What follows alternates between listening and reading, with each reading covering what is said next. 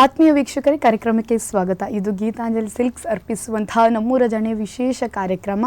ಈ ಕಾರ್ಯಕ್ರಮದಲ್ಲಿ ನಾವು ವಿವಿಧ ಕ್ಷೇತ್ರದಲ್ಲಿ ಸಾಧಿಸಿದಂತಹ ಸಾಧಕಿಯರನ್ನು ಪರಿಚಯಿಸ್ತೇವೆ.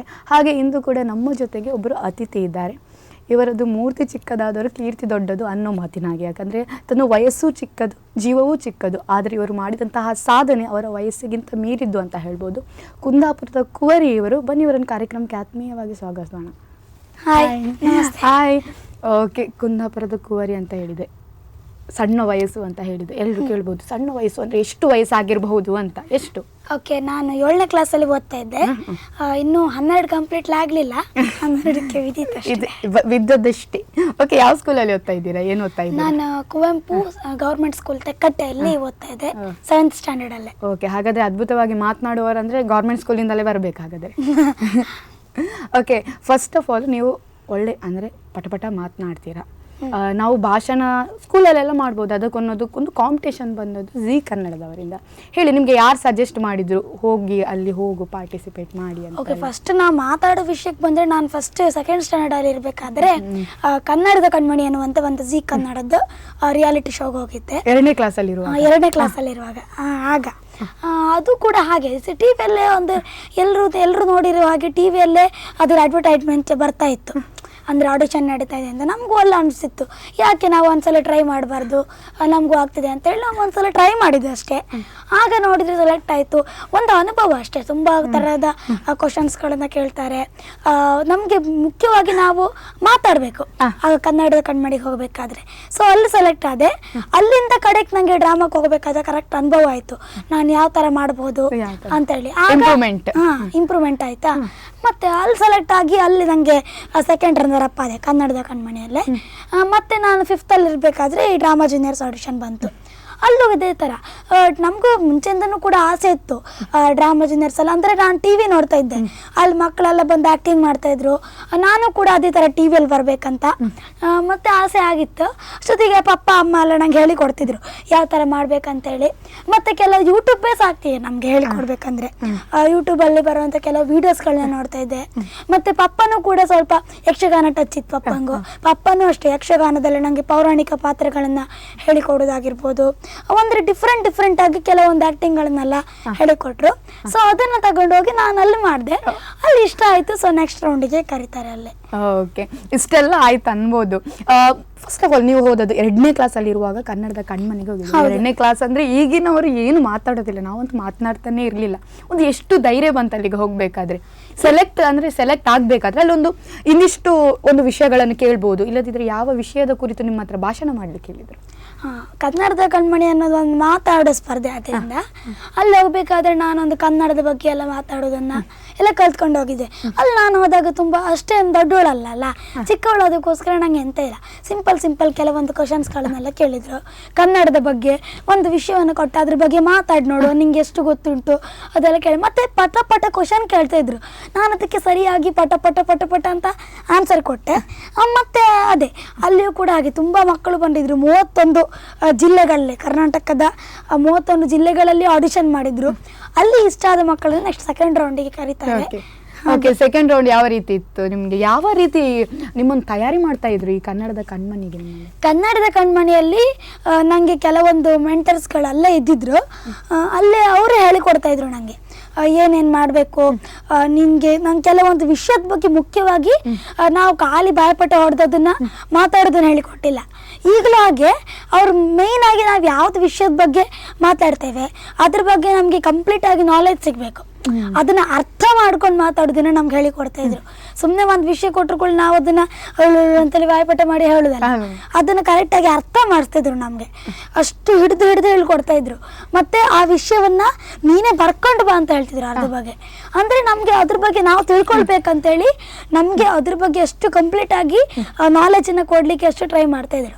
ಆಗ ಮಾತ್ರ ನಮಗೆ ಅದ್ರ ಬಗ್ಗೆ ಕ್ಲಿಯರ್ ಕಟ್ಟಾಗಿ ಸ್ಪಷ್ಟವಾಗಿ ನಿರರ್ಗಳವಾಗಿ ಮಾತಾಡ್ಲಿಕ್ಕೆ ಆಗ್ತಾ ಇತ್ತು. ಅಂದ್ರೆ ಕೆಲವೊಂದು ವಿಚಾರಗಳಲ್ಲಿ ನಾವು ಭಾಷಣ ಮಾಡುವಾಗ ತಪ್ಪಿದ್ರೆ ಒಂದು ವೇಳೆ ನಮ್ಗೆ ಅದು ಗೊತ್ತಿದ್ರೆ ಮಾತನಾಡ್ತಾ ಹೋಗ್ಬೋದು. ಹಾಗಾದ್ರೆ ಅಂದ್ರೆ ನಾವು ಅರ್ಥ ಮಾಡ್ಕೊಂಡು ಕಲ್ತ್ರೆ ಅದೇ ನಮ್ಗೆ ಗೊತ್ತಿದ್ ಕೇವಲ ಬಾಯ್ಪಟ ಹೊಡೆದ್ರೆ ಎಲ್ಲಾದ್ರೂ ಒಂದ್ ಬೈ ತಪ್ಪುತ್ತೆ. ನಾವು ಅದೇ ಅರ್ಥ ಮಾಡ್ಕೊಂಡು ಮಾತಾಡಿದ್ರೆ ನಿಮ್ದೇ ಒಂದ್ ಭಾಷೆಯಲ್ಲಿ ಮಾತಾಡಿ ಅಂತ ಹೇಳ್ತಾರೆ ಅವ್ರು. ಅರ್ಥ ಮಾಡ್ಕೊಂಡು ಕರೆಕ್ಟ್ ಗೊತ್ತಾಗಿ ಮಾತಾಡಿ. ಓಕೆ, ಕುಂದಾಪುರ ಕನ್ನಡದಲ್ಲಿ ಟ್ರೈ ಮಾಡಿದ್ರೆ ಒಂದು ಭಾಷಣ ಮಾಡ್ಲಿಕ್ಕೆ? ಫಸ್ಟಿಗೆ ಅವರೇ ಹೇಳಿದ್ರು, ಯಾಕಂದ್ರೆ ನಮ್ದು ಊರಿನ ಸ್ಪೆಷಲ್ ನಮ್ಮ ಭಾಷೆ ಅಲ್ಲ. ಅದಕ್ಕೋಸ್ಕರ ನಾನು ಫಸ್ಟ್ ಕನ್ನಡದ ಕಣ್ಮಾಡಿ ಫಸ್ಟ್ ಎಪಿಸೋಡ್ ಅಲ್ಲೇ ಕುಂದಾಪುರ ಕನ್ನಡದಲ್ಲೇ ಸ್ವಲ್ಪ ಕೆಲವೊಂದು ಇದನ್ನೆಲ್ಲ ಹೇಳಿದ್ದೆ. ಓಕೆ, ಒಳ್ಳೆ ಅಟ್ರಾಕ್ಟ್ ಆದ್ರಿ ಹಾಗಾದ್ರೆ ನಿಮ್ಮ ಮಾತಿನ ಮುಖಾಂತರ. ಯಾರೆಲ್ಲ ಇದ್ರಲ್ಲಿ ಜಡ್ಜಸ್? ಅಲ್ಲಿ ಜಡ್ಜಸ್ ಆಗಿ ಜಗ್ಗೇಶ್ ಸರ್ ಇದ್ದಿದ್ರು, ಮತ್ತೆ ಜಯಂತ್ ಕಾಯ್ಕಿಣಿ, ಪ್ರಾಣೇಶ್ ಸರ್, ಹಾಗೆ ಅವರೆಲ್ಲ ಇದ್ದಿದ್ರು. ಮತ್ತೆ ಆಂಕರ್ ಆಗಿ ಕಿರಿಕೀರ್ತಿ ಸರ್ ಕೂಡ ಇದ್ದಿದ್ರು. ಓಕೆ, ಒಳ್ಳೆ ರೆಸ್ಪಾನ್ಸ್ ಕೊಡ್ತಾ ಇದ್ರು ನಿಮ್ಮ ಭಾಷೆ? ತುಂಬಾ ಒಳ್ಳೆ ರೆಸ್ಪಾನ್ಸ್ ಕೊಡ್ತಿದ್ರು. ಯಾಕಂದ್ರೆ ಅವರಿಗೆಲ್ಲ ನಮ್ಮ ಭಾಷೆ ಕೇಳಿದ್ರೆ ಒಂದ್ ರೀತಿ ಕಾಮಿಡಿಯೋ ಏನೋ ಒಂಥರ ಅನಿಸ್ತಿತ್ತು. ಎಂತಕ್ಕಂದ್ರೆ ಅಷ್ಟು ಡಿಫ್ರೆಂಟ್. ಎಲ್ಲರೂ ಅಲ್ಲಿ ಹೋಗಬೇಕು ಇಲ್ಲಿ ಬರಬೇಕಂತ ಹೇಳಿದ್ರೆ ನಾವು ಹೊಯ್ಕ್ ಬರ್ಕಂತ ಹೇಳ್ತಿತ್ತಲ್ಲ, ಅದಕ್ಕೆ ಅವರಿಗೆಲ್ಲ ಆ ಭಾಷೆ ಒಂಥರ ಡಿಫ್ರೆಂಟ್ ಆಗಿ ಕೇಳಿಸ್ತಾ ಇತ್ತು. ಮತ್ತಂದ್ರೆ ಅವ್ರಿಗೆ ಕರೆಕ್ಟ್ ಆಗಿ ಅರ್ಥ ಮಾಡ್ಬೇಕಂತ ಹೇಳಿ ನಾನು ಇದೇ ತರ ಬೆಂಗಳೂರು ಕನ್ನಡದಲ್ಲೇ ಮಾತಾಡ್ಲಿಕ್ಕೆ ಸ್ಟಾರ್ಟ್ ಮಾಡಿದೆ. ಅಂದ್ರೆ ನಿಮ್ಗೆ ಕರೆಕ್ಟ್ ಬೆಂಗಳೂರು ಕನ್ನಡ ಅಡ್ಜಸ್ಟ್ ಆಯ್ತಾ? ತುಂಬಾ ಕಷ್ಟ ಆಗ್ತಿತ್ತು. ಅಲ್ಲಿರೋರು ಕೂಡ ನಂಗೆ ಈಗಲೂ ಕೂಡ ಕೆಲವರು ಹೇಳ್ತಾರೆ, ಎಂತ ಮಾರತಿ ನಿನ್ ಭಾಷೆ ಅರ್ಥ ಆಗುದಿಲ್ಲ ಅಲ್ಲ ಅಂತ ಹೇಳ್ತಾರೆ. ಎಂತಕ್ಕಂದ್ರೆ ಎಂತ ಅಂದ್ರೆ ನಾವು ಎಲ್ಲಿಗೆ ಹೋದ್ರು ನಾವು ಮನೇಲಿ ಮಾತಾಡೋದು ಅದೇ ಭಾಷೆ ಅಲ್ಲ, ಅದಕ್ಕೋಸ್ಕರ ನಮ್ ಸ್ವಲ್ಪ ಎಂತ ಅಂದ್ರೆ ಕಷ್ಟವೇ, ಆದ್ರೂ ಸ್ವಲ್ಪ ಮ್ಯಾನೇಜ್ ಮಾಡ್ಕೊಂಡು ಮಾತಾಡ್ಬೋದು. ನಿಮ್ಗೆ ಟಾಪಿಕ್ ಅನ್ನೋದು ಯಾರು ಕೊಡ್ತಾ ಇದ್ರು? ಟಾಪಿಕ್ ಅನ್ನ ಅಲ್ಲಿನ ರೈಟರ್ಸ್ ಇದ್ರು, ಅವರೇ ನಮ್ಗೆ ಅದು ಕಾನ್ಸೆಪ್ಟ್ ಅವರೇ ಬರ್ತ್ ಕೊಡ್ತಿದ್ರು, ನಾವು ಅದನ್ನ ಅರ್ಥ ಮಾಡ್ಕೊಂಡು ಹೇಳಿದ್ರು. ಸಬ್ಜೆಕ್ಟ್ ಒಂದು ಎಷ್ಟು ಮಿನಿಟ್ಸ್ ಮಾತನಾಡ್ಲಿಕ್ಕೆಲ್ಲ ಇತ್ತು ನಿಮ್ಗೆಲ್ಲ? ನನ್ಗೆ ಒಂದು ಏನಿಲ್ಲ ಒಂದು 7 ನಿಮಿಷ ಹಾಗೆ ಮಾತಾಡ್ಬೇಕಿತ್ತು. ಅಷ್ಟೊತ್ತಿಗೆ ಇಷ್ಟು ದೊಡ್ಡ ದೊಡ್ಡ ಭಾಷಣ ಇರ್ತಿತ್ತು. ನಂಗೆ ಅಮ್ಮ ನನ್ನ ಜೊತೆಗೆ ಅಲ್ಲಿದ್ದಿದ್ಲ, ಒಂದ್ ಸುಮಾರು ಒಂದು 4-5 ತಿಂಗಳು ಅಲ್ಲೇ ಇದ್ದಿದ್ದೆ ನಾನು ಕನ್ನಡದ ಕಣ್ಮಣಿಯಲ್ಲೇ. ಅಲ್ಲಿರ್ಬೇಕಾದ್ರೆ ಅದೇ ಅಲ್ಲೆಲ್ಲ ಹೇಳಿ ಕೊಡ್ತಾ ಇದ್ರು, ಹಂಗೆ ಕಲಿತಾ ಇದ್ದೆ. ಯಾವ ವಿಷಯದ ಬಗ್ಗೆ ನೀವು ತುಂಬಾನೇ ಇಷ್ಟಪಟ್ಟು ಮಾತನಾಡಿದ್ರಿ ಅಲ್ಲಿ? ತುಂಬಾ ಇಷ್ಟಪಟ್ಟು ಮಾತಾಡಿದೆ ಅಂದ್ರೆ ಫಸ್ಟ್ ಎಪಿಸೋಡ್ ಅಲ್ಲಿ, ಅಂದ್ರೆ ನಮ್ಮ ಕಾಸರಗೋಡು ಕರ್ನಾಟಕದ ಮುಂಚೆ ಆಗಿತ್ತು, ನಂತರ ಕೇರಳಕ್ಕೆ ಹೋಯ್ತು ಅನ್ನೋದ್ರ ಬಗ್ಗೆ ಮಾತಾಡಿದೆ. ಅದು ನಂಗೆ ತುಂಬಾ ಒಂದು ಮನಸ್ಸಿಗೆ ಖುಷಿ ಕೊಟ್ಟಂತ ವಿಷಯ. ಮತ್ತೆ ಅದನ್ನ ಬಿಟ್ರೆ ಇದು ಮಕ್ಕಳ ನಿರ್ಲಕ್ಷ್ಯ ಅಂತ ಅನ್ನೋ ಬಗ್ಗೆ ವಿಷಯದ ಬಗ್ಗೆ ಮಾತಾಡಿದೆ. ಅಂದ್ರೆ ಆ ವಿಷಯದಲ್ಲಿ ಹಾಗೆ ಈಗ ತುಂಬಾ ಬೆಂಗಳೂರಲ್ಲಿ ಆಗಿರ್ಬೋದು ಎಲ್ಲ ಸುಮಾರು ಕಡೆ ಮಕ್ಕಳನ್ನ ಕೇರ್ ತಗೊಳ್ಳೋದಿಲ್ಲ, ಮಕ್ಕಳೆಲ್ಲ ಹೊಂಡದಲ್ಲಿ ಬೀಳುವುದು ಅಂತ ಅದೆಲ್ಲ ಆಗ್ತಾ ಇತ್ತು. ಆ ವಿಷಯದ ಬಗ್ಗೆ ಮಾತಾಡಿದೆ. ಓಕೆ, ಹಾಗಾದ್ರೆ ತುಂಬಾನೇ ಎಲ್ಲಾ ವಿಷಯಗಳನ್ನು ಇಷ್ಟಪಟ್ಟು ಮಾತನಾಡಿದ್ರಿ. ಆಯ್ತು, ಫೈನಲ್ಗೆ ಹೋದ್ರಿ. ಫೈನಲ್ ಅಲ್ಲಿ ಯಾವ ಟಾಪಿಕ್ ಬಗ್ಗೆ ಮಾತನಾಡಿ ನಿಮ್ಗೆ ರನ್ನರ್ ಅಪ್ ಸಿಕ್ತು? ಫೈನಲ್ ಅಲ್ಲಿ ನಾನು ಒಂದು ಶಾಲೆ ಬಗ್ಗೆ ಮಾತಾಡಿದ್ದೆ. ಒಂದು ಪರ್ಟಿಕ್ಯುಲರ್ ಒಂದು ವ್ಯಕ್ತಿ ಇದ್ದಿದ್ರು, ಅವ್ರ ಶಾಲೆಗೋಸ್ಕರ ತುಂಬಾ ಅಂದ್ರೆ ಸರ್ಕಾರಿ ಶಾಲೆಗೋಸ್ಕರ ತುಂಬಾ ಟ್ರೈ ಮಾಡಿ ಮಕ್ಕಳನ್ನೆಲ್ಲ ಇದು ಮಾಡ್ಲಿಕ್ಕೆ ಟ್ರೈ ಮಾಡ್ತಾ ಇದ್ರು. ಆ ವಿಷಯದ ಬಗ್ಗೆ ಮಾತಾಡಿದ್ದೆ. ಸೊ ಅದು ಕೂಡ ಎಲ್ರಿಗೂ ಇಷ್ಟ ಆಯ್ತು. ಆ ಟೈಮಲ್ಲಿ ಆ ವ್ಯಕ್ತಿಯನ್ನು ಕೂಡ ಅಲ್ಲಿ ಕರೆಸಿದ್ರು ಅವರು. ಸೊ ಅವರಿಗೂ ಖುಷಿ ಆಯ್ತು, ಎಲ್ರಿಗೂ ಖುಷಿ ಆಯ್ತು. ಆಮೇಲೆ ನಂಗೆ ಅಲ್ಲಿ ಸೆಕೆಂಡ್ ರನ್ನರ್ ಅಪ್ ಪ್ರೈಸ್ ಸಿಕ್ತು. ಓಕೆ, ಅಲ್ಲಿ ಕಾಂಪಿಟೇಷನ್ ಎಲ್ಲ ಹೇಗಿತ್ತು? ಬೇರೆಯವರನ್ನು ನೋಡಿದ್ರೆ ಓಕೆ ಇವ್ರು ತುಂಬಾ ಕಾಂಪಿಟೇಟರ್ ಅಂತ ಇದ್ರ, ಇಲ್ಲ ನಾನು ಸ್ವಲ್ಪ ಪ್ರಯತ್ನ ಮಾಡಿದ್ರೆ ಇವರಕ್ಕಿಂತ ಜಾಸ್ತಿ ಮಾತನಾಡ್ಬೋದು ಅಂದ್ರೆ ಯಾಕಂದ್ರೆ ಅಲ್ಲಿ ತುಂಬಾ ಸ್ವಲ್ಪ ದೊಡ್ಡವರೆಲ್ಲ ಇರ್ತಿದ್ರು. ಅಂದ್ರೆ ಆ ಟೈಮಲ್ಲೇ ಒಂದು 8th ಸ್ಟ್ಯಾಂಡರ್ಡ್ 9th ಸ್ಟ್ಯಾಂಡರ್ಡ್ ಎಲ್ಲ ಇರ್ತಿದ್ರು. ಅವರೆಲ್ಲರೂ ಕೂಡ ತುಂಬಾ ಒಳ್ಳೆ ರೀತಿಯಲ್ಲಿ ಮಾತಾಡ್ತಿದ್ರು. ಅಂದ್ರೆ ಕಾಂಪಿಟೇಟರ್ ಅಂತ ಯಾರೇನು ತಗೊಂಡಿದ್ದಿಲ್ಲ, ಎಲ್ಲರೂ ಕೂಡ ಫ್ರೆಂಡ್ಸ್ ತರನೇ ಇದ್ದಿತ್ತು. ನಾರ್ಮಲ್ ಆಗಿ ಹಂಗೆ ಹೋಗ್ತಿತ್ತು ಅಷ್ಟೇ. ನಿಮ್ಗೆ ಯಾರಾದ್ರೂ ಬೇರೆ ಅಂದ್ರೆ ಕನ್ನಡದಲ್ಲೂ ಕೂಡ ವಿಶೇಷವಾಗಿ ನಾನು ಮಾತಾಡೋದು ಒಂದ್ ರೀತಿ, ನೀವು ಮಾತಾಡೋದು ಒಂದ್ ರೀತಿ, ಅದೇ ನಿಮ್ಗೆ ಅಲ್ಲಿ ಹೋದಾಗ ಯಾವ್ದಾದ್ರು ವಿಶೇಷವಾಗಿ ಮಾತನಾಡೋದು ಏನಾದ್ರು ಕಲ್ತ್ರಾ? ಮೈನ್ ಆಗಿ ಅಲ್ಲಿ ಬೇರೆ ಕಡೆಯಿಂದ ಬಂದವರೆಲ್ಲ ಇರ್ತಿದ್ರು. ಅಂದ್ರೆ ವಿಜಯಪುರ ಬೇರೆ ಬೇರೆ ಜಿಲ್ಲೆಗಳಿಂದ ಬರುದಲ್ಲ, ಅವರೆಲ್ಲ ಹಂಗೆ ಏನ್ ಮಾಡಕತ್ತಿ ಅದು ಮಾಡಕತ್ತಿ ಹಂಗೆ ಹಿಂಗೆ ಮಾತಾಡ್ತಿದ್ರು. ಅಲ್ಲಿಂದ ಅಲ್ಲಿ ಅವ್ರ ಹತ್ರ ಎಲ್ಲ ಸ್ವಲ್ಪ ಆ ಭಾಷೆ ನಂಗೆ ಒಂಚೂರು ಹಿಡ್ತಾ ಸಿಕ್ಕಿದ್ದು, ಸ್ವಲ್ಪ ಸ್ವಲ್ಪ ಮಾತಾಡ್ತಿದ್ದೆ. ಈಗ ಬರುದಿಲ್ಲ. ಅವ್ರೇನಾದ್ರು ಹೇಳ್ತಿದ್ರೆ ಎಂತ ಮಾರೈತೆ ನಂಗೂ ಸ್ವಲ್ಪ ಹೇಳಿ? ಅವ್ರು ಅದೇ ಕುಂದಾಪುರ ಕನ್ನಡದಲ್ಲಿ ನಾನು ಮಾತಾಡಿದ್ದೆ. ಅಂದ್ರೆ ನಾನು ಅಮ್ಮನ ಜೊತೆ ಮಾತಾಡ್ತಿದ್ದೆ. ಅವ್ರೆಲ್ರಿಗೂ ಕೂಡ ಈಗ ಬರೀ ಕನ್ನಡದ ಕಣ್ಮಣಿ ಅಂತಲ್ಲ, ಡ್ರಾಮಾದಲ್ಲೂ ಹಾಗೆ ಅಮ್ಮನ ಜೊತೆ ಎಂತಾದ್ರು ಮಾತಾಡ್ತಿದ್ರೆ ಅವರೆಲ್ಲ ಬಾಯಿ ಬಿಡ್ಕೊಂಡು ಹಿಂಗೆ ಕಾಣ್ತಿದ್ದೆ, ನಾನು ಎಂತ ಮಾತಾಡ್ತಿದ್ದೆಪ್ಪ ಅಂತೇಳಿ. ಅವ್ರಿಗೆ ಅರ್ಥ ಆಗ್ತಿಲ್ಲದಿತ್ತು. ಮತ್ತೆ ಅವರಿಂದನೂ ಕೂಡ ಹಾಗೆ ಸಿಟಿ ತುಂಬಾ ಭಾಷೆ, ಅವ್ರು ಮಾತಾಡುವಂತ ಸ್ಟೈಲ್ ಒಬ್ಬೊಬ್ಬರು ಒಂದೊಂಥರ ಸ್ಟೈಲ್ ಇತ್ತಾ, ಅದನ್ನೆಲ್ಲ ಸ್ವಲ್ಪ ಕಲ್ತ್ಕೊಂಡೆ. ಓಕೆ, ಸಮೃದ್ಧಿ ಇಷ್ಟು ಮಾತನಾಡ್ತೀರಾ ಪಟಪಟ ಅಂತ? ಏನು ಕ್ಲಾಸಲ್ಲಿ ಆಗಿರ್ಬೋದು, ಮನೆಯಲ್ಲಿ ಯಾರ ಜೊತೆ ಮಾತನಾಡ್ತೀರಾ ಜಾಸ್ತಿ? ಮನೇಲಿ ಅಂತ ಹೇಳಿದ್ರೆ ನಾನು ತಂಗಿ ಜಗಳ ಮಾಡೋದು. ಮತ್ತೆ ಕ್ಲಾಸಲ್ಲೂ ಹಾಗೆ ಫ್ರೆಂಡ್ಸ್ ಜೊತೆ ಎಲ್ಲ ಒಟ್ಟಿಗೆ ಒಳ್ಳೆ ಗಟ್ಟಿ ಗಟ್ಟಿ ಗಟ್ಟಿ ಗಟ್ಟಿ ಮಾತಾಡ್ತಾ ಇರುತ್ತೆ. ಹಾಗೆ ಎಲ್ಲರೂ ಒಟ್ಟಿಗೆ ಹಾಗೆ ಮಾತನಾಡಿದ್ರೆ ಯಾರು ಬಯೋದಿಲ್ಲ, ಯಾಕಂದ್ರೆ ನೀವು ಮಾತನಾಡೋದ್ರಲ್ಲಿ ಮೇಲ್ ಬಂದ್ರಿ. ಹಾಗಾದ್ರೆ ಮಾತಾಡಿದ್ರೆ ಬಯೋದಿಲ್ಲ, ಆದ್ರೆ ನನ್ನ ವಯಸ್ಸು ಸ್ವಲ್ಪ ನೀವು ಕೇಳಿದ್ರಲ್ಲ ಈಗ ಸ್ವಲ್ಪ ಅಂತೇಳಿ, ಆದ್ರೆ ಕೆಲವರೆಲ್ಲ ಹೇಳ್ತಾರೆ ಸ್ವಲ್ಪ ವಯಸ್ಸನ್ನ ಮೇಂಟೈನ್ ಮಾಡ, ಗಟ್ಟಿ ಗಟ್ಟಿ ಕೂಗ್ಬೇಡ. ನಂಗಂದ್ರೆ ಮುಂಚೆಯಿಂದನೂ ಗಟ್ಟಿ ಮಾತಾಡೋದು, ಗಟ್ಟಿಯಾಗಿ ಹೇಳೋದು ಅಂದ್ರೆ ಅಭ್ಯಾಸ.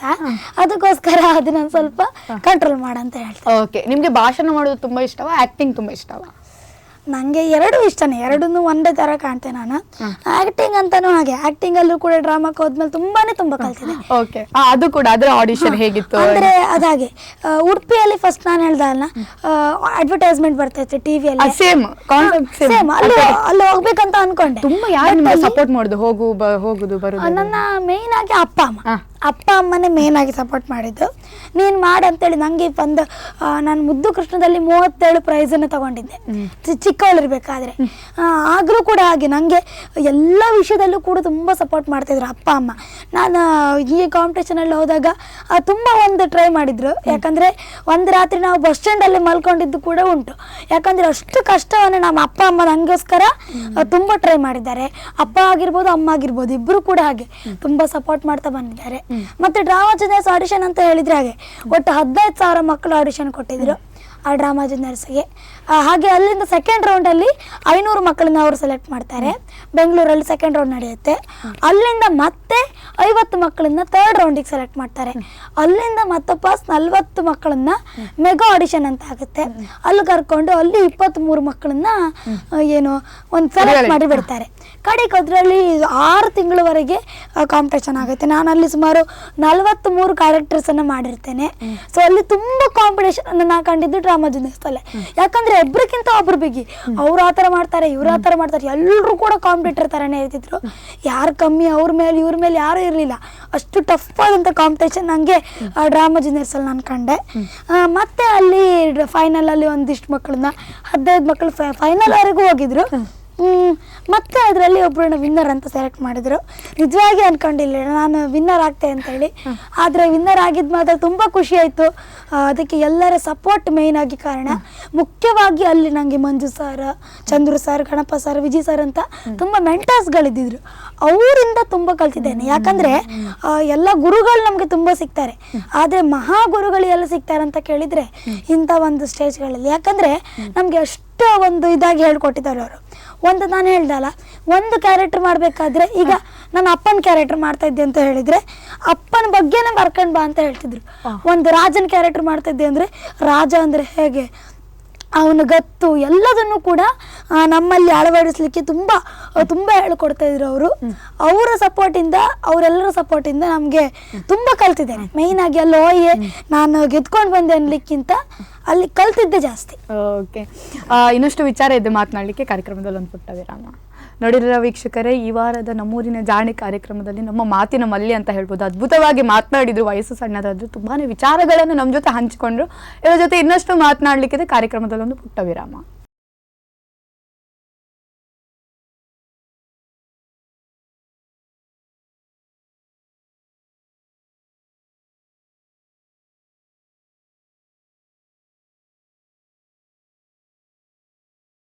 ಆತ್ಮೀಯ ವೀಕ್ಷಕರೇ, ಮತ್ತೊಮ್ಮೆ ಕಾರ್ಯಕ್ರಮಕ್ಕೆ ಸ್ವಾಗತ. ಈ ಕಾರ್ಯಕ್ರಮದಲ್ಲಿ ನಮ್ಮ ಜೊತೆಗೆ ಇರುವವರು ಸಮೃದ್ಧಿ ಕುಂದಾಪುರ ಅವರು. ಬನ್ನಿ ಕಾರ್ಯಕ್ರಮಕ್ಕೆ ಅವರನ್ನು ಮತ್ತೊಮ್ಮೆ ಸ್ವಾಗತಿಸೋಣ. ಮತ್ತೊಮ್ಮೆ ಸ್ವಾಗತ. ಓಕೆ, ನಾವು ಈಗ ಆ್ಯಕ್ಟಿಂಗ್ ಆಗಿರ್ಬೋದು, ಭಾಷಣ ಆಗಿರ್ಬೋದು, ಈ ನಿರೂಪಣೆ ಕೂಡ ಮಾಡ್ತೀರಿ. ಇಷ್ಟೆಲ್ಲ ಮಾಡ್ಬೇಕು, ಯಕ್ಷಗಾನ ಎಲ್ಲದರಲ್ಲೂ ಇದ್ದೀರಾ. ಇಷ್ಟೆಲ್ಲ ಮಾತನಾಡಬೇಕು, ತುಂಬಾ ಮಾತನಾಡಬೇಕು. ನಿಮಗೆ ಮಾತನಾಡಿ ಏನಾದರೂ ಪನಿಷ್ಮೆಂಟ್ ಸಿಕ್ಕಿದ್ದುಂಟ ಸ್ಕೂಲಲ್ಲಿ? ಎಂತ ಸಮೃದ್ಧಿ ಮಾತನಾಡ್ತೀರಿ, ಇಲ್ಲದಿದ್ರೆ ಹೊರಗೆ ಹೋಗ ಆ ರೀತಿ ಏನಾದರೂ ಟೀಚರ್ಸ್? ಆ ರೀತಿ ಪನಿಷ್ಮೆಂಟ್ ಅಂತ ಇಲ್ಲ. ನನಗೆ ಮುಂಚಿನ ನನಗೆ ಚಿಕ್ಕವಳಿಂದ ಸ್ವಲ್ಪ ಮಾತಾಡೋದು ಅಭ್ಯಾಸ ಸ್ವಲ್ಪ ಜಾಸ್ತಿಯೇ. ಈಗ ಸ್ವಲ್ಪ ಕಂಟ್ರೋಲ್ ಮಾಡಿದೆ ಮಾತಾಡೋದನ್ನು. ಯಾಕಂದರೆ ಇಲ್ಲ ಸ್ಕೂಲಲ್ಲೂ ಹಾಗೆ ಎಂತಾದರೂ ಒಂದು ಚಿಕ್ಕ ಚಿಕ್ಕ ವಿಷಯ ನೆನಪಾಗ್ತಾನೆ ಇರುತ್ತೆ. ಪಟ್ಟೆ ಮಾತಾಡಿದ್ರೆ ಟೀಚರ್ ಕೇಳ್ತಿದ್ದಾರೆ, ನೀನು ಮಾತಾಡಿ ಮಾರತ್ತೆ ಟಿ ವಿಯಲ್ಲೆಲ್ಲ ಹೋಗಿ ಮಾತಾಡ, ಈಗ ಸ್ವಲ್ಪ ಕಡಿಮೆ ಮಾಡ ಅಂತ ಹೇಳ್ತಿದ್ರ. ಮತ್ತು ಆ ಥರ ಹೊರಗೆ ಕಳಿಸಿದ್ದು ಆ ಥರ ಎಂತ ಇಲ್ಲ. ಸ್ಪೆಷಲ್ ಏನಾದರೂ ಟ್ರೀಟ್ ಮಾಡ್ತಾ ಇದ್ದೀರಾ?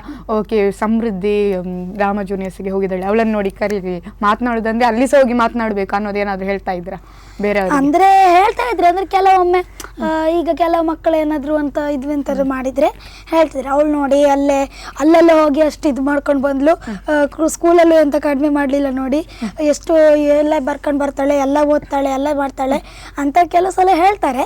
ಬಟ್ ಆ ರೀತಿ ನನ್ನನ್ನ ಸ್ಪೆಷಲ್ ಆಗಿ ಅಂತ ಅಲ್ಲ, ಎಲ್ಲ ನಾರ್ಮಲ್. ಓಕೆ, ಅದು ಕೂಡ ಡ್ರಾಮಾ ಜೂನಿಯರ್ಸ್ ಅನ್ನೋದಾಗಿರ್ಬೋದು, ಕನ್ನಡದ ಕಣ್ಮಣಿ ಎಲ್ಲ ಬ್ಯಾಂಗ್ಳೂರಲ್ಲಿ ಇರ್ತಾ ಇತ್ತು. ನೀವು ಹೇಗೆ, ಅಂದರೆ ನೀವು ಕಲಿತಾ ಇದ್ದದ್ದು ಉಡುಪಿ ಕುಂದಾಪುರ ಕುಂದಾಪುರದಲ್ಲಿ ಹೇಗೆ ನೀವು ಅಪ್ ಅಂಡ್ ಡೌನ್ ಮಾಡ್ತಾ ಇದ್ದೀರಾ? ಅಂದ್ರೆ ಅಪ್ ಆ್ಯಂಡ್ ಡೌನ್ ಅಂತ ಇಲ್ಲ, ನಾನು ಅಲ್ಲಿ ಹೋಗ್ಬೇಕಾದ್ರೆ ಇಲ್ಲಿ 6 ಮಂತ್ ಲೀವ್ ಕೇಳ್ಕೊಂಡೇ ಹೋಗಿತ್ತು. ಡ್ರಾಮಾ ಜೂನಿಯರ್ಸ್ ಅಲ್ಲಿ ಹೋಗ್ಬೇಕಾದ್ರೆ ಅಲ್ಲಿ 6 ಮಂತ್ ಅಲ್ಲೇ ಇದ್ದಿದ್ದೆ ನಾನು, ಯಾಕಂದ್ರೆ ಅಪ್ ಆ್ಯಂಡ್ ಡೌನ್ ಆಗುದಿಲ್ಲ. ಅವರದ್ದೇ ವ್ಯವಸ್ಥೆ ಕೊಟ್ಟು ಅವರೇ ರೂಮ್ ಎಲ್ಲ ಕೊಟ್ಟಿದ್ರು, ನಾನು ಮತ್ತೆ ನನ್ನ ಅಮ್ಮ ಅಲ್ಲೇ ಇದ್ವಿ. ಓಕೆ, ಹಾಗಾದ್ರೆ ಅಲ್ಲೇ ವ್ಯವಸ್ಥೆ. ಟೀಚರ್ಸ್ನವರು ಅಂದ್ರೆ ಎಕ್ಸಾಮ್ ಟೈಮ್ ಅಲ್ಲೆಲ್ಲ ನಿಮ್ಗೆ ಕಷ್ಟ ಆಗ್ಲಿಲ್ಲ? ಪ್ರಾಬ್ಲಮ್ ಅಂತ ಆಗಿರಲಿಲ್ಲ, ಸ್ವಲ್ಪ ಅದೇ ಹೇಳ್ತಾ ಇದ್ರು ಎಜುಕೇಶನ್ ಬಗ್ಗೆ ಸ್ವಲ್ಪ ಇದು ಮಾಡ್ತಾ ಇರೋ ಅಂತ ಹೇಳಿ.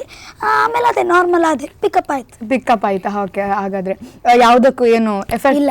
ಟೀಚರ್ಸ್ನವರು ಒಳ್ಳೆ ಸಪೋರ್ಟ್ ಮಾಡ್ತಾ ಇದ್ರು ಖಂಡಿತ. ಅಂದ್ರೆ ನನ್ನ ಫ್ರೆಂಡ್ಸ್ ಅಲ್ಲೂ ಕೂಡ ಹಾಗೆ, ನನ್ನ ತುಂಬಾ ಜನ ಫ್ರೆಂಡ್ಸ್ ನಂಗೆ ನೋಟ್ಸ್ ಕಳ್ಸೋದಾಗಿರ್ಬೋದು ಎಲ್ಲದನ್ನು ತುಂಬಾ ಮಾಡಿ ನಂಗೆ ಒಂದೊಂದು ಎಂತ ಅರ್ಥ ಆಗಿದ್ರು ಕೂಡ ನಂಗೆ ತುಂಬಾ ಹೇಳಿಕೊಟ್ಟು, ನನ್ನ ಫ್ರೆಂಡ್ಸ್ ಕೂಡ ನಂಗೆ ತುಂಬಾ ಸಪೋರ್ಟ್ ಮಾಡಿದ್ದಾರೆ. ಟೀಚರ್ಸ್ ಕೂಡ ಹಾಗೆ, ನಾನು ಅಲ್ಲಿಗೆ ಹೋಗಿ ಬಂದೆ ನಿಂಗೆ ಈಗ ಹೇಳ್ಕೊಡ್ದಿಲ್ಲ ಆ ಥರ ಎಂತ ಮಾಡಲಿಲ್ಲ. ನಂಗೆ ಎಂತ ಡೌಟ್ ಇದ್ರು, ಒಂದು ಚಿಕ್ಕ ಡೌಟ್ ಇದ್ರು ಕೂಡ ನಂಗೆ ಹೇಳಿಕೊಟ್ಟಿದ್ದಾರೆ. ಓಕೆ, ಟೀಚರ್ಸ್ನವ್ರು ಈಗ ಕರೆದು ಸಮೃದ್ಧಿ ಎಂತಾಯ್ತು ಅವರ ಜೊತೆ ಮಾತನಾಡ್ಸಿದ್ರ? ರಕ್ಷಿತಾ ಆಕ್ಟರ್ ಆ ರೀತಿ ಎಲ್ಲ ಕರೆದು ಕೇಳ್ತಾ ಇದ್ರು.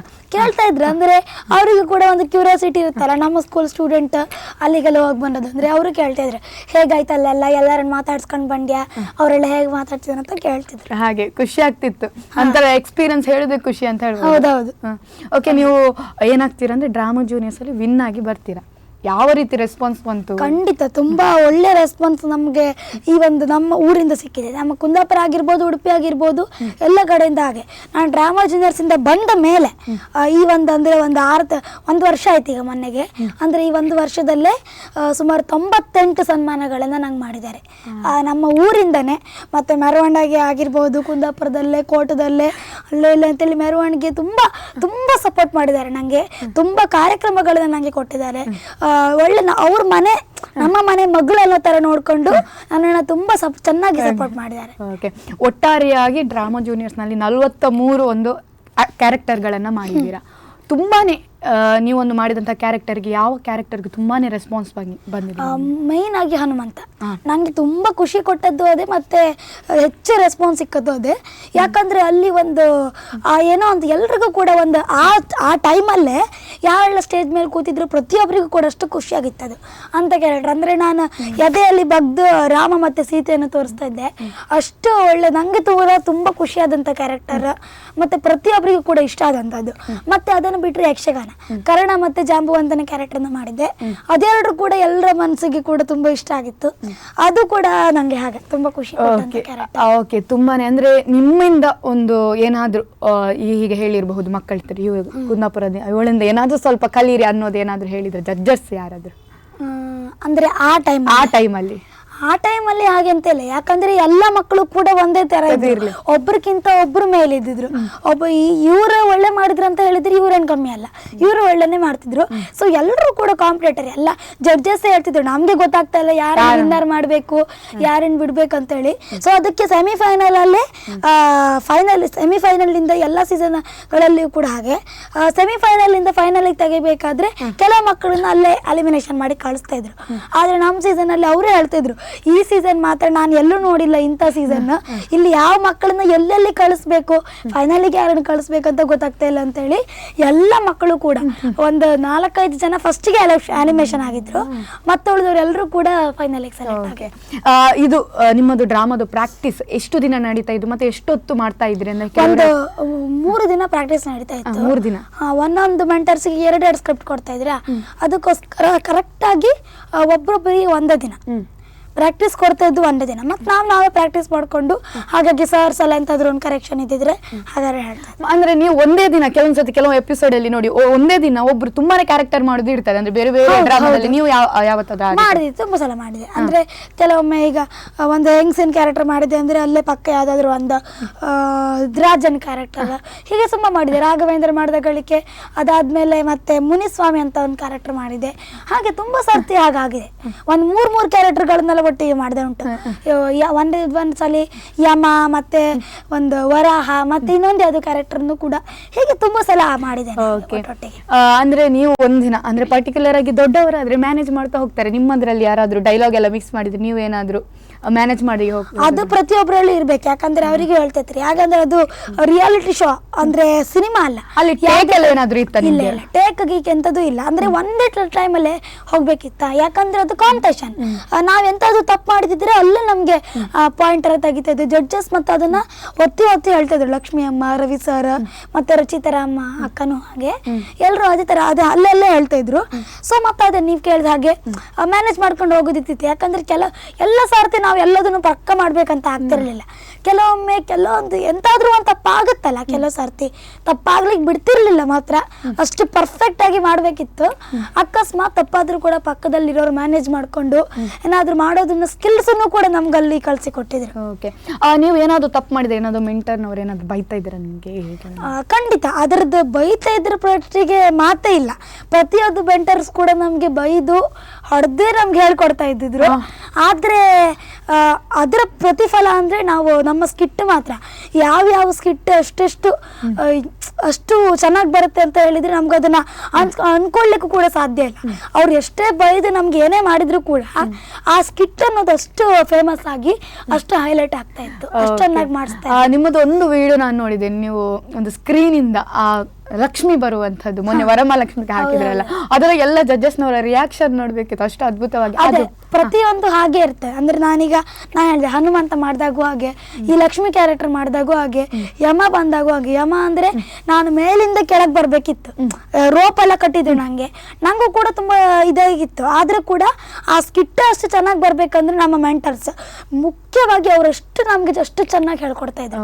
ಪ್ರತಿಯೊಂದು ಕೂಡ ಒಂದು ಇಷ್ಟಿಷ್ಟು ಚಿಕ್ಕ ಮೂಮೆಂಟ್ ಆದ್ರೂ ಕೂಡ ಅಷ್ಟು ಪರ್ಫೆಕ್ಟ್ ಆಗಿ ಬರ್ಬೇಕಿತ್ತು. ಅಷ್ಟು ಗ್ರ್ಯಾಂಡ್ ರಿಹರ್ಸಲ್ ಎಲ್ಲ ಇರ್ತಿತ್ತ ನಿಮ್ಗೆ? ಸ್ಟೇಜ್ ರಿಹರ್ಸಲ್ ಒಂದು 2 ದಿನ ನಾನು ಹೇಳ್ದಲ್ಲ ಪ್ರಾಕ್ಟೀಸ್ ಇರ್ತಾ ಇತ್ತು, 3 ದಿನ.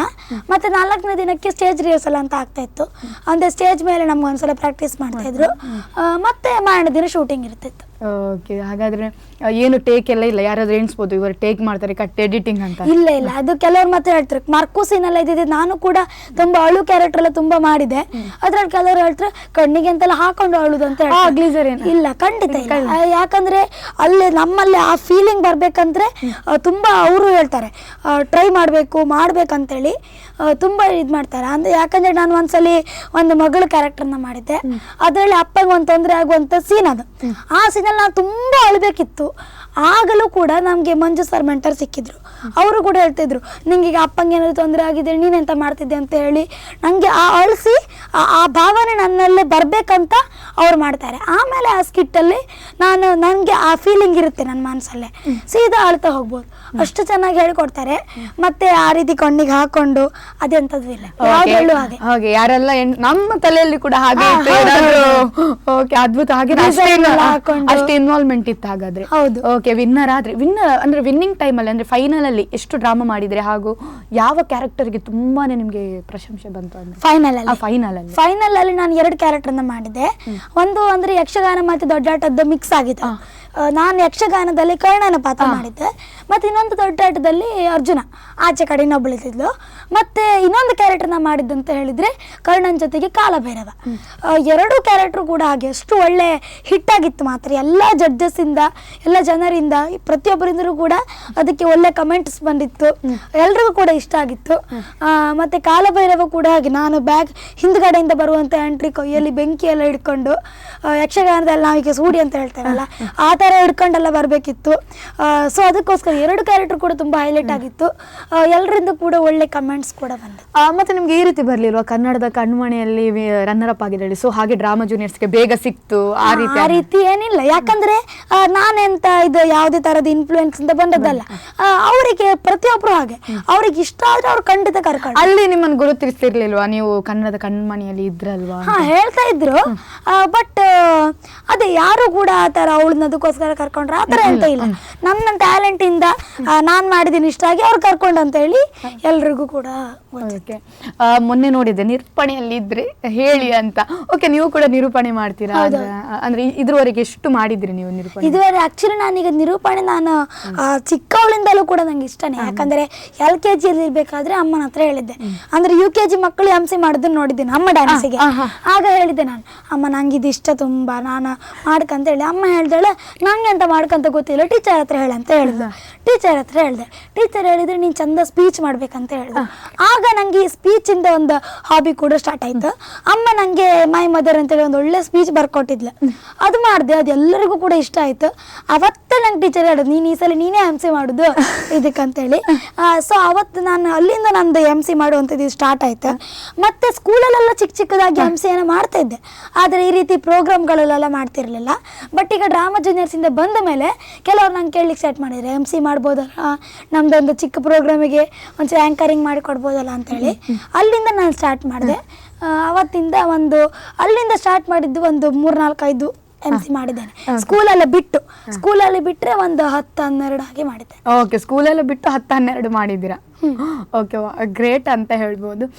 ಇನ್ನು ನೀವು ಯಕ್ಷಗಾನದಲ್ಲಿ ಇದ್ದೀರಾ ಅಂತ ಮೊದಲನೇದಾಗಿ ಹೇಳಿದ್ರೆ, ಯಕ್ಷಗಾನ ಕ್ಲಾಸಿಗೆ ಹೋಗ್ತೀರಾ, ಅಪ್ಪ ಕಲಿಸಿಕೊಡ್ತಾರೆ? ಅಪ್ಪ ಯಕ್ಷಗಾನದಲ್ಲಿ ಇದ್ದೀರಾ? ಅಪ್ಪಂಗೆ ಅಂದರೆ ಚಿಕ್ಕವರಿಂದಾಗಲೂ ಕೂಡ ಯಕ್ಷಗಾನ ಅಂದರೆ ತುಂಬ ಇಷ್ಟನೇ ಅಪ್ಪಂಗೆ. ಮುಂಚೆಯಿಂದನೂ ಕೂಡ ಚಿಕ್ಕವರಿದ್ದಾಗಲೇ ಅಂದರೆ ಅಷ್ಟು ಇಷ್ಟ ಇತ್ತಿತ್ತಂತೆ ಅಪ್ಪಂಗೆ. ಆದರೆ ಮನೆಯಲ್ಲೇ ಕರೆಕ್ಟ್ ಸಪೋರ್ಟ್ ಸಿಕ್ಕಲಿಲ್ಲ ಅಪ್ಪಂಗಿಲ್ಲ. ಅಂದರೆ ಏನಾದರೂ ಒಂದು ಯಕ್ಷಗಾನದಲ್ಲಿ ಸಾಧನೆ ಮಾಡಬೇಕಂತ ಆಸೆ ಇದ್ದಿತ್ತು, ಆಗಲಿಲ್ಲ. ಸೊ ಅದಕ್ಕೆ ಪಪ್ಪ ಹಂಗೆ ಏನೆಲ್ಲ ಗೊತ್ತು, ಪಪ್ಪ ಏನೆಲ್ಲ ಕಲಿತಿದ್ರು ಅದನ್ನೆಲ್ಲ ನಂಗೆ ಹೇಳಿಕೊಟ್ಟು ನನಗೂ ಕೂಡ ಅದನ್ನೆಲ್ಲ ಕಲಿಸ್ಲಿಕ್ಕೆ ಟ್ರೈ ಮಾಡ್ತಾರೆ. ಒಂದ್ಸಲ ನೀವು ಮಾಡುವಂಥ ಆ್ಯಕ್ಟಿಂಗ್ ಆಗಿರ್ಬೋದು, ನೀವು ಯಾವುದೋ ಒಂದು ಸ್ಕಿಟ್ ಮಾಡ್ತಾ ಇರಬೇಕಾದ್ರೆ ಅಮ್ಮ ಇಲ್ಲದಿದ್ರೆ ಅಪ್ಪ ಇಬ್ಬರು ಕೂಡ ಡೈಲಾಗ್ ಕೊಳ್ತು ಅವರು ಕೂಡ ನಿಮ್ಮ ಮುಂದೆ ಮಾಡಿ ತೋರಿಸಿದ್ದಿಲ್ಲದಿದ್ರೆ ಅವರು ಕೂಡ ಇನ್ವಾಲ್ವ್ಮೆಂಟ್ ಆದದ್ದು ಏನಾದರೂ ಇನ್ಸಿಡೆಂಟ್ ಇತ್ತ ಅಂದರೆ ಮೇಯ್ನ್ ಆಗಿ ನನ್ನ ಅಪ್ಪ ನಾನು ಸ್ಟೇಜಲ್ಲಿ ಎಲ್ಲಾದರೂ ಒಂದು ಸ್ಕಿಟ್ ಮಾಡ್ತಾ ಇದ್ದೆ ಅಂತ ಹೇಳಿದ್ರೆ ಎದ್ರಲ್ಲಿ ಪಪ್ಪನ ಬಾಯಲ್ಲೂ ಕೂಡ ಆ ಡೈಲಾಗ್ ಹೋಗ್ತಿರುತ್ತೆ. ಮತ್ತು ಪಪ್ಪನೂ ಕೂಡ ನಾನು ಹೀಗೆ ಮಾಡ್ತಿದ್ದೆ ಅಂದರೆ ಪಪ್ಪನೂ ಕೂಡ ಹೀಗೆ ಮಾಡ್ತಿರ್ತಾರೆ. ಹಾಗೆ ಅದು ಪಪ್ಪ ಅಮ್ಮ ಮಾತ್ರ ಅಂತ ಹೇಳಿ ಅಲ್ಲ, ತುಂಬ ಜನರಲ್ಲೂ ಕೂಡ ನಾನು ಇನ್ವಾಲ್ವ್ಮೆಂಟ್ ನೋಡಿದ್ದೆ. ಈಗ ನಾ ಅಳ್ತಾ ಇರಬೇಕಾದ್ರೆ ಕೆಲವರಿಗೆ ಹಿಂಗೆ ಅಳ್ತಾನೇ ಇರ್ತೀನಿ, ಹಾಗೆ ಆತ ಥರ ನಾನು ತುಂಬ ಕಲೆ ನೋಡಿದೆ. ಓಕೆ, ಹಾಗಾದ್ರೆ ಅಪ್ಪ ಅಮ್ಮ ನಿಮ್ಮ ಜೊತೆ ಸೇರಿ ಆ್ಯಕ್ಟಿಂಗ್ ಕಲ್ತಂತ? ಅಮ್ಮ ಅಂದರೆ ನನಗೆ ಈ ಥರ ಸ್ಪೀಚ್ ಏನಾದರೂ ಇದ್ದರೆ ಅದನ್ನೆಲ್ಲ ನಂಗೆ ಅಮ್ಮ ಹೇಳ್ಕೊಡ್ತಿದ್ಲು. ಅಮ್ಮನೇ ಬರೆದು ಅಮ್ಮನೇ ಪ್ರಿಪೇರ್ ಮಾಡೋದು. ಮತ್ತು ಆ್ಯಕ್ಟಿಂಗ್ ವಿಷಯ ಎಲ್ಲ ಬಂದರೆ ಪಪ್ಪ ಅಮ್ಮ ಇಬ್ಬರು ಸೇರಿ ಮಾಡ್ತಾರೆ. ಮತ್ತು ಯಕ್ಷಗಾನ ಇದೆಲ್ಲ ಇದ್ದರೆ ಹೆಚ್ಚಾಗಿ ನಂಗೆ ಪಪ್ಪನೇ ಹೇಳ್ಕೊಡೋದು. ಅದೆಲ್ಲ ಇದ್ದರೆ ಅಮ್ಮನೂ ಹಾಗೆ ಸ್ಪೀಚ್ ಎಂತ ಮಾಡ್ತಿರ್ಬೇಕಾದ್ರೆ ಅಮ್ಮನೂ ಕೂಡ ನೋಡ್ತಾ ಇರ್ತಾರೆ ಹೇಗೆ ಮಾಡ್ತಾರೆ ಅಂತ ಹೇಳಿ. ಹಾಗೆ ಅವರೇ ನಮ್ಗೆ ಹೇಳಿಕೊಟ್ಟಿರೋದಲ್ಲ, ಸರಿ ಮಾಡಿದ್ರೆ ಅಮ್ಮ ಏನಾದ್ರು ಕರೆಕ್ಷನ್ ಮಾಡಿದೆ ಏನಾದ್ರು ಇದೆ? ಖಂಡಿತ ಇತ್ತು. ಅಂದ್ರೆ ಅವರಿಗೆ ಮೇಯ್ನ್ ಆಗಿ ನಾ ಚಂದ ಮಾಡ್ಬೇಕಷ್ಟೇ, ಅಪ್ಪಂಗೂ ಅಷ್ಟೇ ಅಮ್ಮಂಗೂ ಅಷ್ಟೇ. ನಾನು ಎಂತಾದ್ರೂ ಒಂದು ತಪ್ಪು ಮಾಡಿದ್ರೆ ಹೇಳ್ತಾರೆ ಹಾಗೆ ಮಾಡಬಾರ್ದು, ಅಂದ್ರೆ ಎಲ್ಲಾದ್ರೂ ಒಂದು ಆರ್ಟಿಫಿಷಿಯಲ್ ಕೊಟ್ರೆ ಹಾಗೆ ಮಾಡಬೇಡ, ನ್ಯಾಚುರಲ್ ಆಗಿ ಮಾಡಬೇಕು ಅಂತ ಏನಾದ್ರೂ ಒಂದು ಕರೆಕ್ಷನ್ ಇದೆ ಖಂಡಿತ ಹೇಳ್ತಾರೆ. ಓಕೆ, ಖುಷಿ ಆಯ್ತು. ಮುಂದಕ್ಕೆ ನಾನು ಏನಾದರೂ ಮಾಡಬೇಕು, ಇದನ್ನು ಸ್ವಲ್ಪ ಅಚೀವ್ ಮಾಡಬೇಕು ಅನ್ನೋದಾದ್ರೆ ಏನನ್ನು ಅಚೀವ್ ಮಾಡ್ಬೇಕಂತ ಆಸೆ ಪಟ್ಟಿದ್ದೀರಾ? ಮೇಯ್ನ್ ಆಗಿ ನನಗೆ ಮೇಯ್ನ್ ಉದ್ದೇಶ ಇರೋದಂದ್ರೆ ಒಂದು ಓದಿ ನನಗೆ DC ಆಗಬೇಕಂತ ಆಸೆ. ಸೊ ಅದು ಖಂಡಿತ ಟ್ರೈ ಮಾಡ್ತೆ ಅಂತೇಳಿ. ಮತ್ತು ಅದ್ರ ಜೊತೆಗೆ ಮುಖ್ಯವಾಗಿ ಅಪ್ಪ ಅಮ್ಮನಿಗೆ ಒಂದು ಮುದ್ದಿನ ಮಗಳಾಗಿ, ಅಜ್ಜ ಅಜ್ಜಿಯರಿಗೆ ಒಳ್ಳೆ ಮೊಮ್ಮಗಳಾಗಿ, ಅಣ್ಣ ತಂಗಿ ಅಕ್ಕ ತಮ್ಮಂದಿರಿಗೆ ಅಕ್ಕರೆ ಸಹೋದರಿಯಾಗಿ, ನಮ್ಮ ಕರ್ನಾಟಕ ನಮ್ಮ ದೇಶವೇ ಮೆಚ್ಚುವಂಥ ಒಂದೊಳ್ಳೆ ವ್ಯಕ್ತಿಯಾಗಿ ನನ್ನ ಜೀವನವನ್ನು ನಾನು ನಡೆಸಬೇಕು. ಅದ್ರ ಜೊತೆಗೆ ಈ ಆ್ಯಕ್ಟಿಂಗನ್ನು ಕೂಡ ಕಂಟಿನ್ಯೂ ಮಾಡ್ಕೊಂಡು ಹೋಗಬೇಕು ಅನ್ನೋದು ನನ್ನ ಆಸೆ. ಓಕೆ, ತುಂಬ ಅಂದರೆ ತುಂಬಾ ಖುಷಿ ಆಯಿತು. ಸಣ್ಣ ಮಕ್ಕಳಿಂದ ಏನು ಕಲಿಲಿಕ್ಕೆ ಇದೆ ಅನ್ನೋರ ನಡುವಲ್ಲಿ ತುಂಬಾನೇ ಕಲಿಲಿಕ್ಕಿದೆ ಅಂತ ನೀವು ನಿಮ್ಮ ಮಾತಿನ ಮುಖಾಂತರ ತೋರಿಸಿಕೊಟ್ರೆ. ಮತ್ತೆ ಮೇನ್ ಆಗಿ ನಾವು ಹೇಳೋದಂದ್ರೆ ಎಲ್ಲ ಮಕ್ಕಳು ಕೂಡ ಎಲ್ಲ ಮಕ್ಕಳಲ್ಲೂ ನನ್ನ ಹತ್ರ ಅಂತ ಹೇಳಿ ಅಲ್ಲ, ಪ್ರತಿಯೊಬ್ಬರ ಹತ್ರ ಒಂದೊಂದು ಟ್ಯಾಲೆಂಟ್ ಖಂಡಿತ ಇರುತ್ತೆ. ಯಾಕಂದ್ರೆ ಎಲ್ಲರೂ ಕೂಡ ಡ್ರಾಮಾನೇ ಮಾಡುತ್ತೆ, ಎಲ್ಲರೂ ಡ್ಯಾನ್ಸ್ ಮಾಡ್ಕಂತೇಳಿ ಇಲ್ಲ, ಒಬ್ಬೊಬ್ಬರ ಹತ್ರ ಒಂದೊಂದು ಟ್ಯಾಲೆಂಟ್ ಇರುತ್ತೆ. ಅದನ್ನ ಮಾತ್ರ ನಮ್ಮಲ್ಲೇ ನಾವು ಮುಚ್ಚಿಟ್ಕೊಳ್ಬೋದು. ಈಗ ಮುಖ್ಯವಾಗಿ ನಾವು ಜೀ ಕನ್ನಡದ ಬಗ್ಗೆನೇ ಹೇಳ್ಬೇಕಾದ್ರೆ, ಈಗ ಮೊನ್ನೆ ಅಷ್ಟೇ ಡ್ರಾಮಾ ಜೂನಿಯರ್ಸ್ ಈಗಲೂ ಕೂಡ ಆಡಿಷನ್ ನಡೀತಾ ಇದೆ. ಸೊ ಅದಕ್ಕೆ ಎಲ್ಲರೂ ಕೂಡ ಎಲ್ಲ ಮಕ್ಕಳು ಕೂಡ ಟ್ರೈ ಮಾಡ್ಬೋದು. ಟ್ರೈ ಮಾಡ್ಲಿಕ್ಕೆ ಏನು ಹೇಳಿ, ಅದಕ್ಕೆ ಮುಖ್ಯವಾಗಿ ಅಪ್ಪ ಅಮ್ಮ ಮತ್ತು ಟೀಚರ್ಸ್ ಕೂಡ ಆಗಿರ್ಬೋದು ಸಪೋರ್ಟ್ ಮಾಡ್ಬೇಕು ಮಕ್ಕಳಿಗೆ. ನನಗೂ ಕೂಡ ಹಾಗೆ ನನ್ನ ಅಪ್ಪ ಅಮ್ಮ, ನಾನೀಗ ನೀವು ಹೇಳಿದ್ರಿ ನಾನು 11 ವರ್ಷದಲ್ಲಿ ಸಾಧನೆ ಮಾಡಿದೆ ಅಂತ ಹೇಳಿ, ನಾನು ಮಾಡಿದೆ ಅಂಥದ್ದು ಅಲ್ಲ. ಯಾಕಂದರೆ 11 ವರ್ಷದಲ್ಲಿ ಎಂಥ ಸಾಧನೆ ಕೂಡ ಮಾಡಲಿಕ್ಕೆ ಸಾಧ್ಯ ಇಲ್ಲ. ಮುಖ್ಯವಾಗಿ ನನ್ನ ಅಪ್ಪ ಅಮ್ಮನ ಸಪೋರ್ಟ್, ಮುಖ್ಯವಾಗಿ ಎಲ್ಲ ಜನರ ಸಪೋರ್ಟ್ ನನ್ನ ಮೇಲೆ ಇದ್ದಿದ್ದರಿಂದ, ಅವರೆಲ್ಲರ ಆಶೀರ್ವಾದ ನನ್ನ ಮೇಲೆ ಇದ್ದಿದ್ದರಿಂದ ನಂಗೆ ಏನಾದರೂ ಒಂದು ಸ್ವಲ್ಪ ಚಿಕ್ಕದನ್ನು ಮಾಡಲಿಕ್ಕಾಯಿತು. ಅದಕ್ಕೋಸ್ಕರ ಪ್ರತಿಯೊಬ್ಬರು ಕೂಡ ಆಡಿಷನ್ನಲ್ಲಿ ಪಾರ್ಟಿಸಿಪೇಟ್ ಮಾಡಿ ನಿಮ್ಮಲ್ಲಿರುವ ಟ್ಯಾಲೆಂಟನ್ನು ಹೊರಗಾಕಿ ಅಂತ ಹೇಳಲಿಕ್ಕೆ ಇಷ್ಟಪಡ್ತೇನೆ. ಕಾರ್ಯಕ್ರಮದ ಕೊನೆಯಲ್ಲಿ ಯಾವುದಾದ್ರೂ ಒಂದು ಡೈಲಾಗ್ ಮುಖಾಂತರ ಹೇಳಿ ಕಾರ್ಯಕ್ರಮವನ್ನು ಮುಗಿಸುವ ಇವತ್ತಿನಂದು. ಓಕೆ, ಇದು ನಾವು ಆಗಲೇ ಹೇಳಿದೆ ನಿಮಗೆ, ನಾನು ಫೈನಲಲ್ಲಿ ಕರ್ಣನ ಪಾತ್ರವನ್ನು ಕೂಡ ಮಾಡಿದ್ದೆ ಅಂತ ಹೇಳಿ. ಸೊ ಅದ್ರದ್ದೊಂದು ಚಿಕ್ಕ ಡೈಲಾಗನ್ನು ಹೇಳ್ತೀನಿ. ಎಲ್ಲವೋ ಪಾರ್ಥ, ಪ್ರಸ್ತುತ ನಡೆಯುತ್ತಿರುವ ಕಾಳಗದಲ್ಲಿ ನಡೆದ ಸಂಗತಿ ಎಲ್ಲವನ್ನ ಮನನ ಮಾಡಿಕೊಂಡವ ಈ ಕರ್ಣ. ದ್ರೋಣ ಪರ್ವದ ಆ ದಿನದಂದು ನಿರಪರಾಧಿಯಾದ ಸೈಂಧವನನ್ನ ಕಳ್ಳತನದಿಂದ ಹಗಲು ಕತ್ತಲೆ ಮಾಡಿ ಆತನನ್ನ ಮೋಸದಿಂದ ಕೊಂದವ ನೀನು. ಆ ಮೋಸ ವಂಚನೆ ಈ ಕರ್ಣನ ಎದುರು ನಡೆಯದು ಜಾಗ್ರತೆ. ಅರ್ಜುನ ತಿಳಿದುಕೋ, ಈಗ ನಡೆಯುತ್ತಿರುವುದು ಗೋಗ್ರಹಣದ ಯುದ್ಧವಲ್ಲ, ಕರ್ಣಾರ್ಜುನರ ಕಾಳಗ. ಸೂರ್ಯನಿಗೆ ಗ್ರಹಣ ಹಿಡಿದಾಗ ಹೇಗೆ ಕಾಣುತ್ತಾನೋ ಅದೇ ರೀತಿ ಆದೀತು ನಿನ್ನ ಪರಿಸ್ಥಿತಿ. ಅಂದು ಗೋಗ್ರಹಣದಲ್ಲಿ ನಿನ್ನನ್ನು ಎದುರಿಸಲು ಬಂದವರು ಅತಿರಥ ಮಹಾರಥರು, ಅವರಲ್ಲಿ ನಾನು ಒಬ್ಬ. ಇನ್ನೇನು ಯುದ್ಧ ಪ್ರಾರಂಭವಾಗುತ್ತದೆ ಎನ್ನುವಷ್ಟರಲ್ಲಿ ನೀನು ನಿನ್ನ ಸಂಮೋಹನಾಸ್ತ್ರವನ್ನು ಪ್ರಯೋಗಿಸಿ ನಮ್ಮೆಲ್ಲರನ್ನು ಮೂರ್ಛೆಗೊಳಿಸಿದೆ. ಆ ಅವಸ್ಥೆಯಲ್ಲಿದ್ದಾಗ ನಮ್ಮೆಲ್ಲರ ಆಭರಣಗಳನ್ನು ಉತ್ತರ ಕುಮಾರನ ಮೂಲಕ ಕದ್ದೊಯ್ದ ಕಳ್ಳ ನೀನು. ಅರ್ಜುನ, ಇದೋ ತಿಳಿದುಕೋ, ಇಂದು ನನ್ನೆದುರಿಗೆ ಸಮರಗೈಯಲು ಆ ಭಾರ್ಗವೇಂದ್ರನನ್ನೇ ಕರೆಸಿದರು ನಾನು ಹೆದರುವವನಲ್ಲ. Thank you. ತುಂಬಾ ಖುಷಿ ಆಯಿತು, ಧನ್ಯವಾದಗಳು. ಮುಂದಕ್ಕೆ ಏನೆಲ್ಲ ಕನಸುಗಳನ್ನು ಕಂಡುಕೊಂಡಿದ್ದೀರಾ ಅದು ನನಸಾಗಲಿ ಅಂತ ಆಶಿಸ್ತೇನೆ. Thank you. ನೋಡಿದಲ್ಲ ವೀಕ್ಷಕರೇ, ಈ ವಾರದ ನಮ್ಮೂರಿನ ಜಾಣಿ ಕಾರ್ಯಕ್ರಮ ತುಂಬಾ ವಿಶೇಷವಾಗಿ ಹೋಯಿತು ಅಂತ ಹೇಳ್ಬೋದು. ಯಾಕಂದರೆ ಇಷ್ಟು ದಿನದವರೆಗೂ ನಾವು ಸ್ವಲ್ಪ ಯುವತಿಯರನ್ನು ಕರಿತಾ ಇದ್ವಿ. ಇವತ್ತು ನಮ್ಮ ಜೊತೆ ಬಾಲೆ ಇದ್ದಾಳೆ. ಈ ಬಾಲೆಯಿಂದ ಏನು ಕಲಿಲಿಕ್ಕೆ ಇದೆ ಅನ್ನೋರಿಗೆ ತುಂಬಾ ಕಲೀಲಿಕ್ಕಿದೆ. ತುಂಬಾ ಅನುಭವದ ಮಾತುಗಳನ್ನು ಹೇಳಿದರು ಅವರು. ಇನ್ನಷ್ಟು ಕಲೀಲಿಕ್ಕಿದೆ. ಕೆಲವೊಂದು ಮಾತುಗಳು ತುಂಬಾ ಮನಸ್ಸಿಗೆ ಮುಟ್ಟಿತು ಅಂತ ಹೇಳ್ಬೋದು. ಮುಂದಿನ ವಾರ ಮತ್ತೊಂದು ಸಾಧಕಿ ಜೊತೆ ನಾನು ಕೃತಿ ನಿಮ್ಮ ಮುಂದೆ ಬರ್ತೀನಿ. ಅಲ್ಲಿವರೆಗೂ ನೋಡ್ತಾ ಇರಿ ಸ್ಪಂದನ.